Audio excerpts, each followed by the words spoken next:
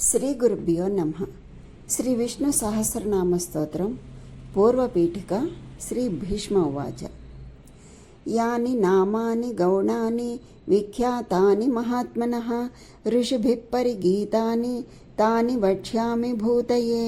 అంటే ఏ నామాలు మహాత్ముడైన విష్ణువుకు గుణ సంబంధంచే ప్రసిద్ధిగాంచాయో, ఏ నామాలు మునుల చేత గానం చేయబడ్డాయో అటువంటి శ్రీ విష్ణు సహస్రనామాలు పురుషార్థ సిద్ధికై నీకు చెబుతాను అంటున్నారు భీష్మాచార్యుల వారు ధర్మరాజుతో.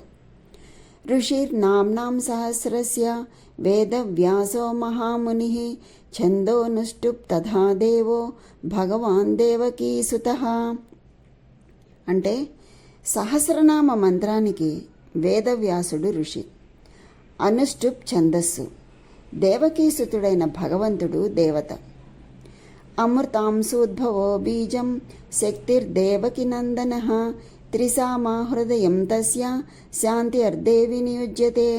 అంటే అమృతాంశోద్భవో అనేది బీజం, దేవకీ నందన అనేది శక్తి, త్రిసామ అనేది హృదయం, శాంతి కొరకు సహస్రనామ మంత్రం జపించబడుతోంది అని.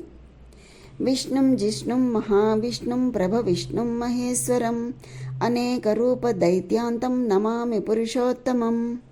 అంటే విశ్వవ్యాపకుడు, జయశీలుడు, సర్వకార్య నిర్వహణా సమర్థుడు, మహేశ్వరుడు, అనేక రూపాలు గల దానవులను సంహరించినవాడు, పురుషోత్తముడు అయిన విష్ణువుకు నమస్కరిస్తున్నాను అని చెప్పి భీష్మాచార్యుల వారు ధర్మరాజుకి తెలియచేశారు.